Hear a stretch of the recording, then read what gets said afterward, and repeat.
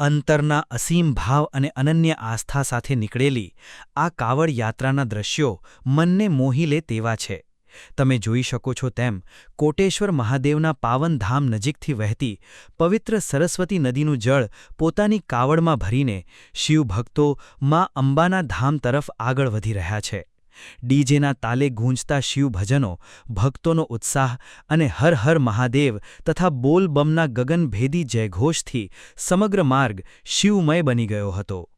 કાવડ પોતાના ખભે ઉપાડીને નાચતા ગાતા શ્રદ્ધાળુઓનો સંચારિત આત્મવિશ્વાસ વાતાવરણમાં એક અનોખી ઊર્જા પૂરી રહ્યો હતો. આ કાવડ યાત્રા સૌપ્રથમ મા અંબાના જગવિખ્યાત મંદિર ખાતે પહોંચી હતી, જ્યાં કાવડિયાઓએ જગતજનનીના શિખર દર્શન કરી મા અંબાના આશીર્વાદ પ્રાપ્ત કર્યા હતા. અહીંની વિશેષ બાબત એ રહી કે જે પવિત્ર સરસ્વતીનું જળ નિત્ય મા અંબાના સ્નાન અને અભિષેક માટે ઉપયોગમાં લેવાય છે, એ જ પવિત્ર જળ શિવભક્તો પૂર્ણ શ્રદ્ધા અને આસ્થા સાથે લઈને આવ્યા હતા. મા અંબાના ધામે શીશ ઝુકાવ્યા બાદ આ કાવડ યાત્રા આગળ વધીને અંબાજી પરિસરમાં બિરાજમાન અંબિકેશ્વર મહાદેવ અને ત્યારબાદ પૌરાણિક માનસરોવર સ્થિત માનેશ્વર મહાદેવના શિવાલય પહોંચી હતી.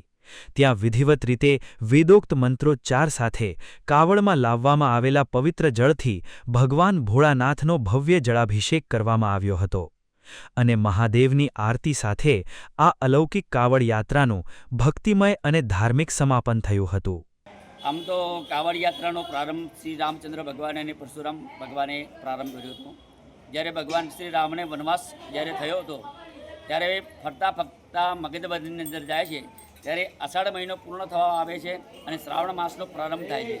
તો ભગવાન શ્રીરામનો વિચાર આવ્યો તો ગંગા કિનારે જઈ સ્નાન થઈ પવિત્ર થઈ અને કાવડ બનાવી અને ચાલતા ચાલતા અને સર્વપ્રથમ કાવડ જે છે શ્રીરામે વૈદ્યનાથ મહાદેવના ચરણોમાં અર્પણ કરી. ત્યારથી આ કાવડનો પ્રારંભ થયો છે.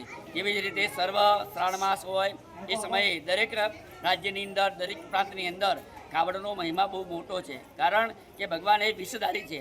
એને અમૃત બીજાઓના લાભમાં અને પોતે વિષ ધારણ કર્યું છે, એટલે એમને શીતળતા પ્રદાન થાય એટલા માટે દૂર દૂરથી કાવડ યાત્રા નીકાળે અને ભક્તો ભગવાન મહાદેવજી ઉપર સુંદર મજાનો અભિષેક કરે છે.